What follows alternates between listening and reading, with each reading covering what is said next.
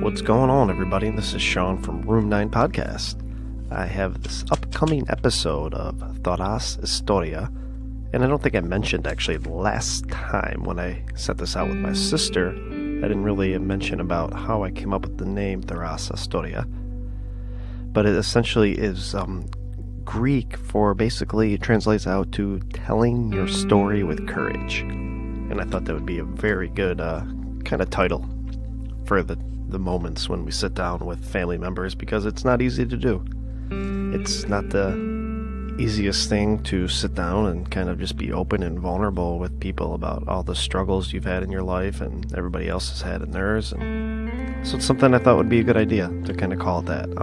This next episode I sit down with, essentially he's my best friend. I mean, there's nothing I can beat around the bush with that. I've known him for over about 20 years, and we've been best friends for a very, very long time. He's been my brother. He's just been there through everything for me, my whole entire life, from my brother and sister dying to my divorce to having kids, and he just has been one of my biggest supporters for everything. And I sat down with him on Thanksgiving and kind of just got to chop it up with him a little bit, and we talked about a lot of different things, but the one things that I kind of cut out of our 2-hour conversation was I asked him about what it was like for him. He was the first person to see me after everybody knew that I was doing dope. So I kind of got his perspective. He knew he was the first one to see me before I seen anybody else in my family that when they found out about me. So I hope you guys enjoy this conversation. Came in 2 different parts I had to cut out and edit and kind of threw them together here. Just enjoy it, and I'm hoping this affects people and can in a good way, and it can really get people to start wanting to come on themselves and share, because this is just something that is going to change lives, and I believe that with all my heart. So thank you again for supporting the old Room 9 podcast, and don't forget to hop on YouTube, search Room 9 podcast, and hit subscribe, because we are always pumping out new episodes. So I hope everybody is doing just fine. Hope everybody had a great Thanksgiving. And you will be hearing from Andy and I soon. All right, later. Down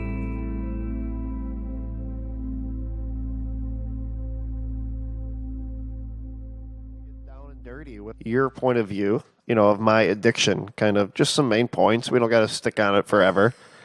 But, just kind of seeing me digress throughout everything to the point where, it's coming up on a year where you picked me up from the airport. I mean, I guess January will be a year.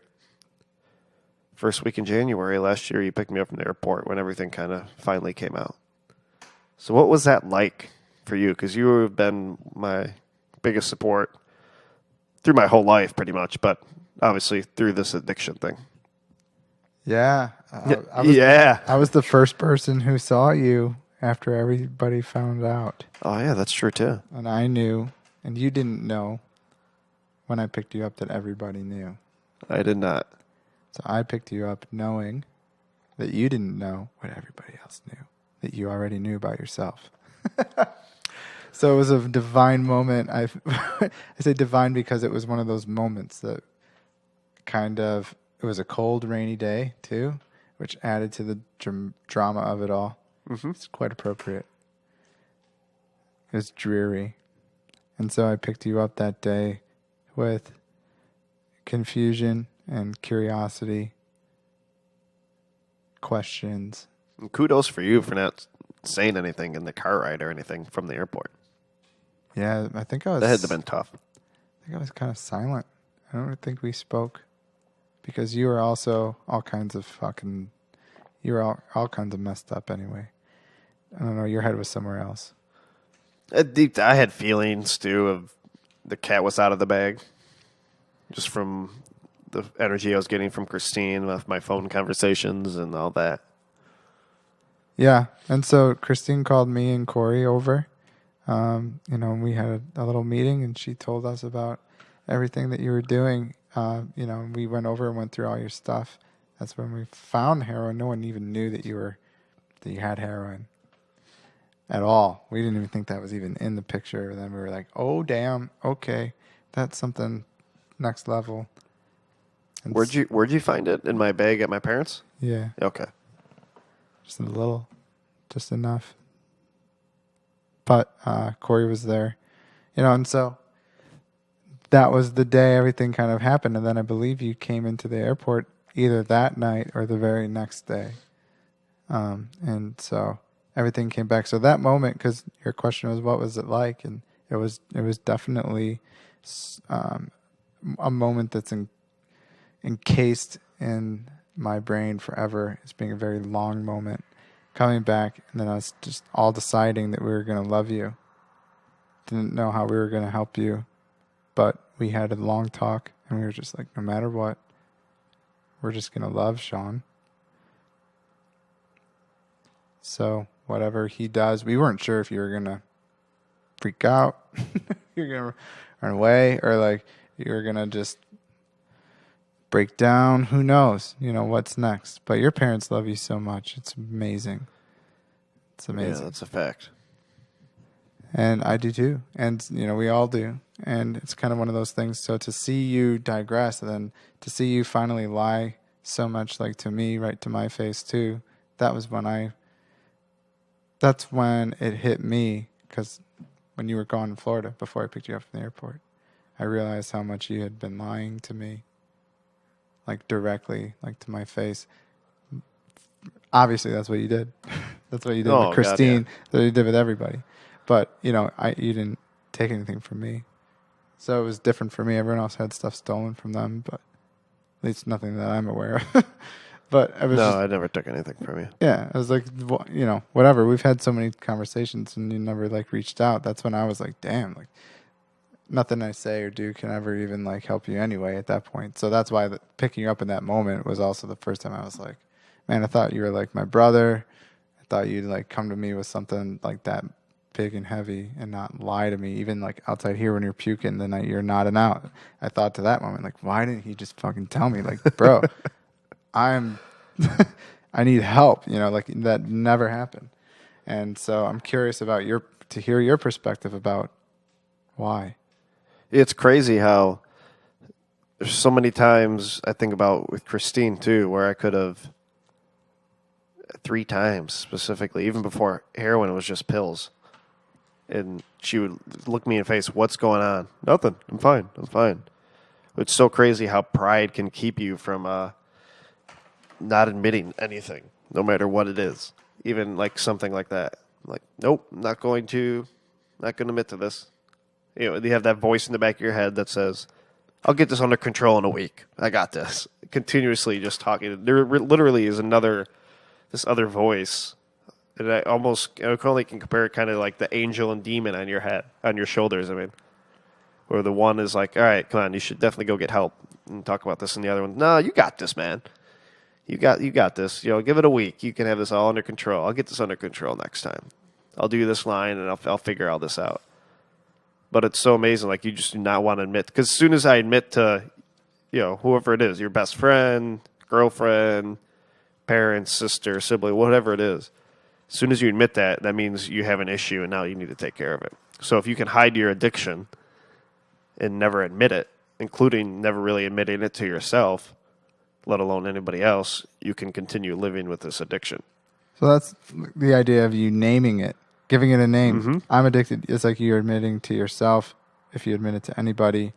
So that's why. Okay, that makes sense. Because you didn't want to even identify with it at all. No, it's amazing the relief I would get when I just started like into rehab and stuff. Just saying, I'm Sean and I'm an addict. Like, just those words and like really meaning it and really admitting it is such a relief. Just to be able to say that I have an issue takes such a huge load off your shoulders. And that's just language.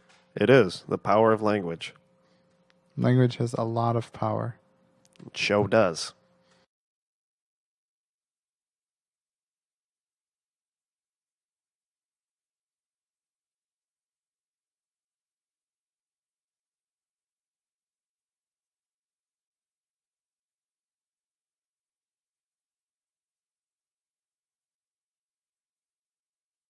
But anywho, kind of back to the whole addiction thing.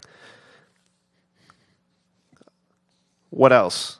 Tell me more about your experience in this whole over the last year of my addiction. So we touched base on, that day you picked me up from the airport when everything came out. So that was January. That was just the beginning. And then you went through a lot, and I helped you get Kratom and helped you try to So Kratom recover. is, that leaf or whatever they grind up that has some evidence to interact with your opiate receptors and kind of help with withdrawals and help with pain and all sorts of goodies. That has been a big uproar with the DEA and everything lately. But that did help me with my withdrawals. I remember you've seen it. Mm-hmm. I drank that tea, and I felt so much better. I mean, I didn't feel great, but a lot of my withdrawal symptoms really got extremely mellowed out. Yeah, and it helped you. So that was a good thing. And then, you continued to go to work through all of that. You were working. Yeah, that sucked. Which is terrible how it all unfolded. And I know that while you were working, and then you lost your job, but you didn't tell me why or when you lost your job. And I remember chilling with you a lot during those times. And then you were telling me that Christine was demanding you give her rent, and which made me upset. That was before everything came out. Then I realized, what was going on with Christine. And so as your recovery playing the unfolded, victim. yeah, yeah, and having fires in your garage and doing podcasts and hanging out, like that was all something that was so present. And then all of a sudden, we did a lot of those, but then you relapsed, didn't tell. I don't know when you started to do that again, how long you actually were clean for. So then again, a second blur of like lies came where it's like, okay, what's, how do I trust this person, but I'll still keep loving them. And then so you did that. I don't know how I picked you up downtown at the library when you were down here in pretty rough shape, went down to the creek, saw you, and then the cops came and picked you up. So during that whole 4 months of you living at your parents' in the garage, having fires, trying to work on yourself, you were always kind of energized. But well, I don't know. I never actually heard you talk about it.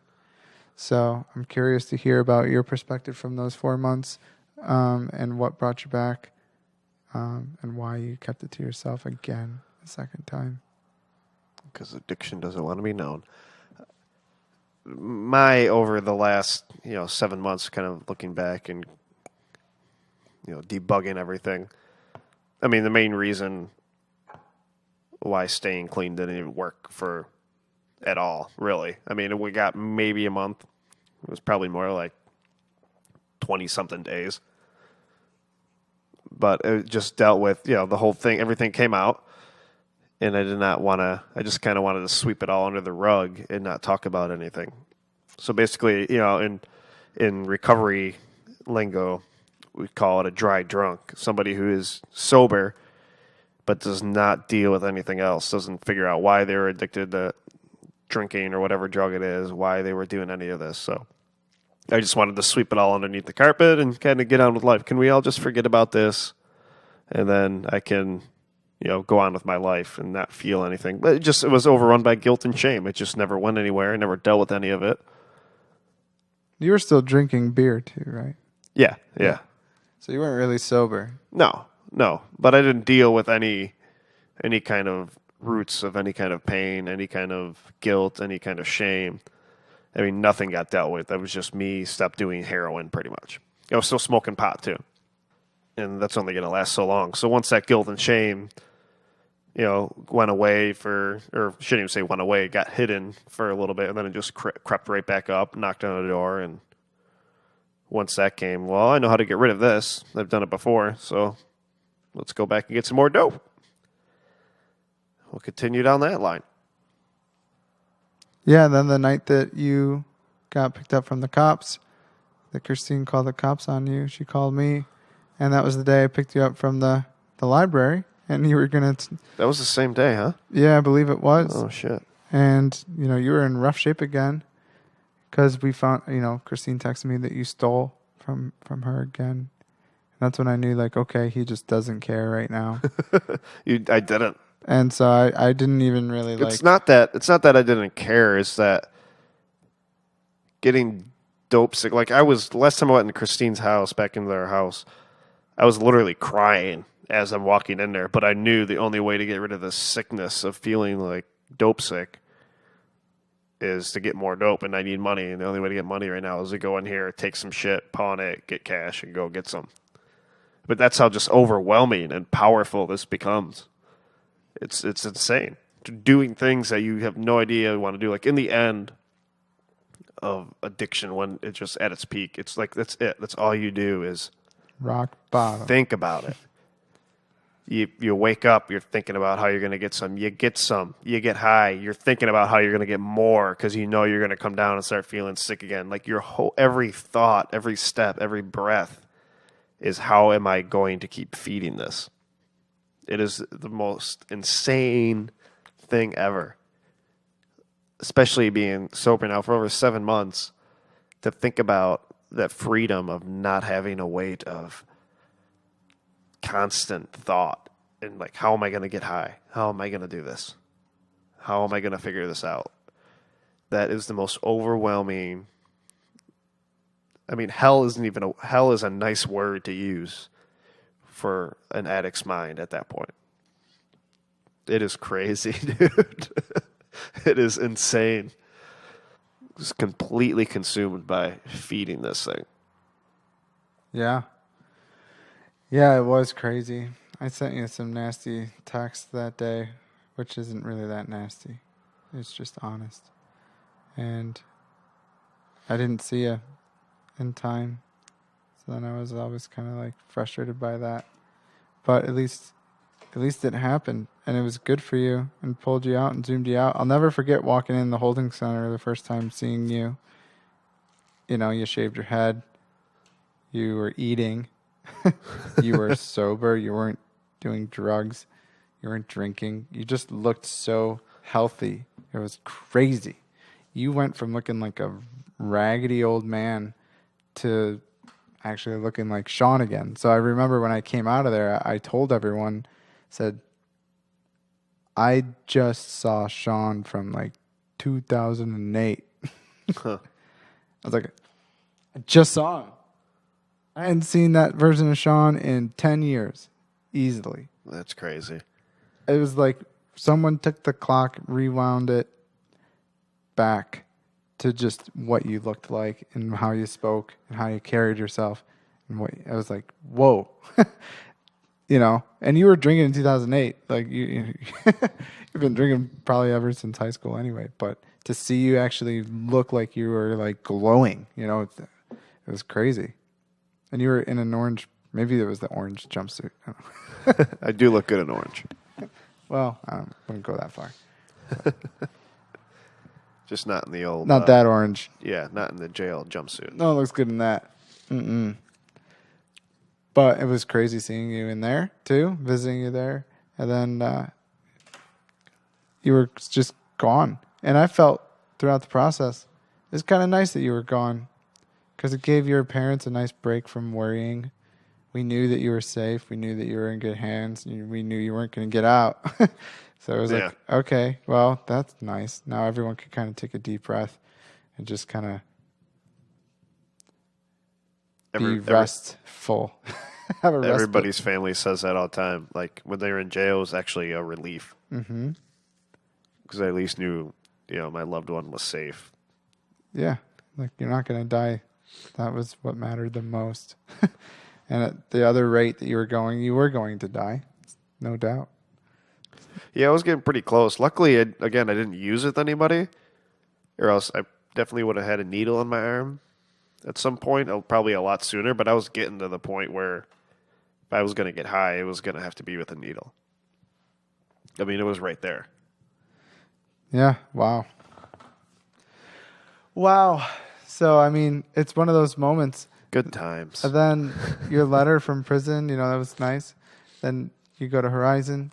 I wish I could have seen you more. Blaisdell. Yeah. Picking you up. Blaisdell ATC first. Blaisdell. Right. Orangeburg, New York. Out there. It was exciting to learn that you were going to be right down the street, so I'm glad that we were able to hang out. You were able to help put this room back together. You saw it from the very beginning. And Epsd Thorras Studios. Still not finished. Still a pile of stuff. But it's a lot better than it was. And, it was great to see you progress. It's great to hear you finally talk to your kids. It's great to hear you finally talk to Michelle. It's great to see that progress happen and see everything unfold. Especially today being the kind of the root of all of your dysfunction in life with losing your brother and sister on Thanksgiving. Woo! Oh my God, that's where this all started. Well, I hope you guys enjoyed that one. It was a good one for me to sit down and really hear from my best friend's perspective how everything was and how hard it was for him. If anything could be said about these side clips I'm doing with the family members and the loved ones, and when I sat down with my sister and then Dave, it's humbling to know how loved I am, how supported I am through all of this, and to never take it for granted. I am truly blessed. And I hope everybody else can look around and see the people who are loving and supporting them, an addict or not, and just feel blessed. Don't forget it. Make sure you tell them that you're very grateful to have them in your lives. And to wrap things up, once again, thank you for listening. Spread the word. Share this with people. I had a friend from high school call me, and we talked, and she had to kick her brother out of the house, and she was just going through a hard time. And when she told me how much this podcast is helping her, it was just so humbling, so encouraging to know that hard work Andy and I are putting into this is starting to pay off a little bit. So once again, YouTube, Room 9 Podcast, Instagram, Room 9 Podcast, Patreon, Room 9 Podcast. Just search us. Any social media, Reddit is up and running officially. Get on, start conversations about this each episode. Get on Facebook and let us know what you're thinking, how you're feeling. Subscribe to YouTube so we know you guys are out there and you can get the latest updates. Other than that, have a great one, everybody. I love each and every one of you guys and gals. Enjoy the rest of your holiday weekend. Peace.